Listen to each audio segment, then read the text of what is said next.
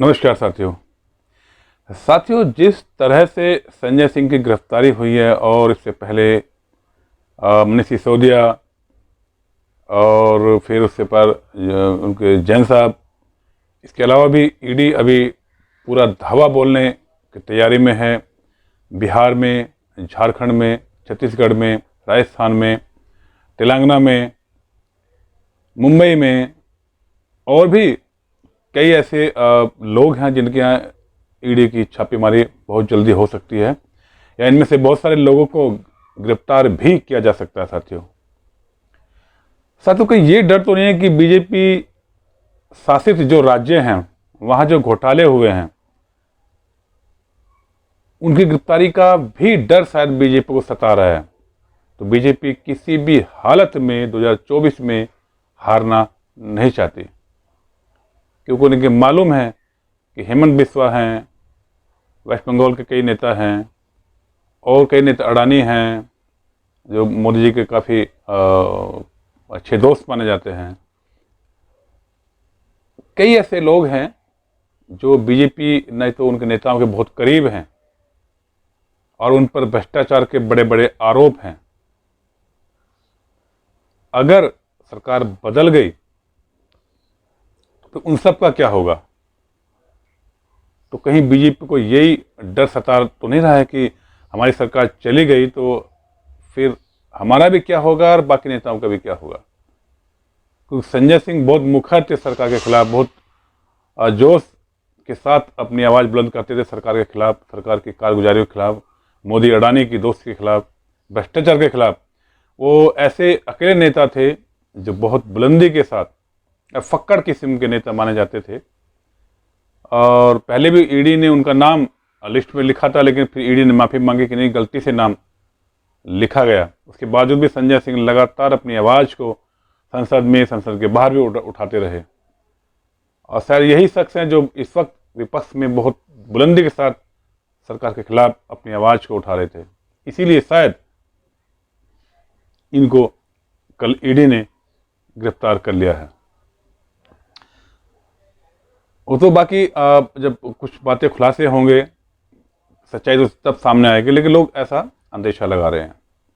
तो साथियों, देश के जाने माने राजनीतिक विश्लेषक डॉक्टर हरविंदर कुमार का भी इसको लेकर क्या सोचना है, क्या कहना है, और वो आरएसएस और बीजेपी पर काफ़ी रिसर्च करते हैं, सर्च करते रहते हैं। आने वाले टाइम में हम आपके साथ उनकी गुफ्तगू कराएंगे और उनके वो बहुत सारे खुलासे लेकर के बैठे हुए हैं और बता रहे हैं कि हम जल्दी आरएसएस और बीजेपी की कारगुजारियों का खुलासा करेंगे। साथियों, बहुत जल्द करने वाले हैं।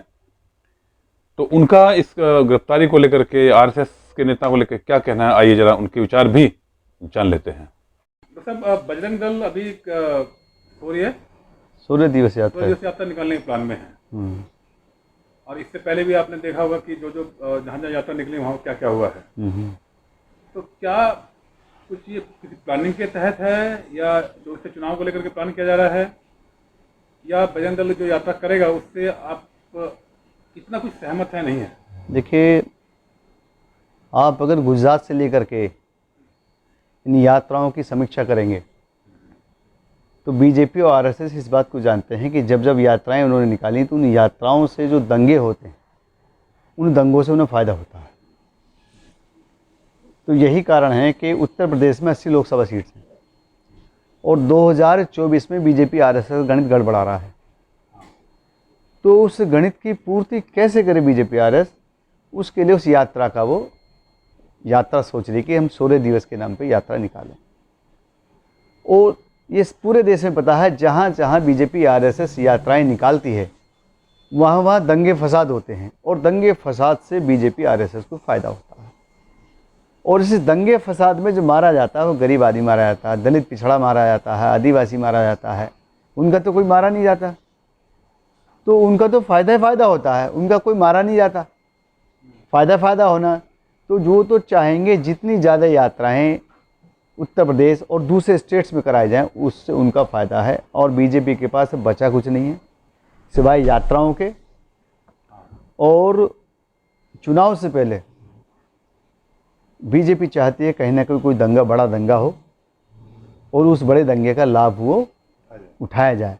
और मेरा तो ऐसा भी मानना है, हो सकता है उस दंगे में अपने किसी नेता को भी वो जो है ना बलि चढ़ा दे, और ऐसे नेता को बलि चढ़ा दे जिसके पीछे हिंदुत्व का जो है लेवल लगा हो अच्छा खासा, ताकि उसको फायदा हो जाए। बड़ी बात कह रहे हैं साहब। नहीं, मैं सत्य कह रहा हूँ, क्योंकि उसे किसी ना किसी कीमत पे 2024 जीतने के लिए कहीं तक भी जा सकते हैं वो।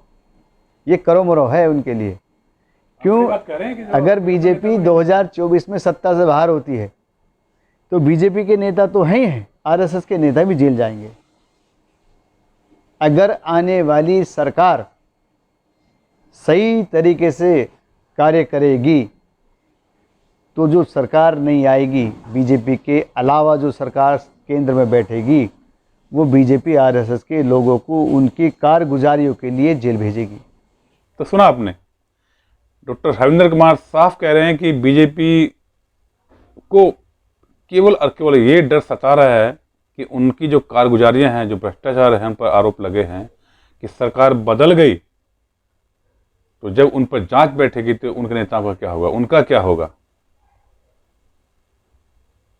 तो शायद इसी से बचने के लिए बीजेपी इस वक्त बहुत, सरकार जो है हमारा सरकार बहुत हड़बड़ाहट में है कि किसी भी तरह से विपक्ष को दबा करके, कुचल करके, कुछ भी करके 2024 की सत्ता हासिल करनी है।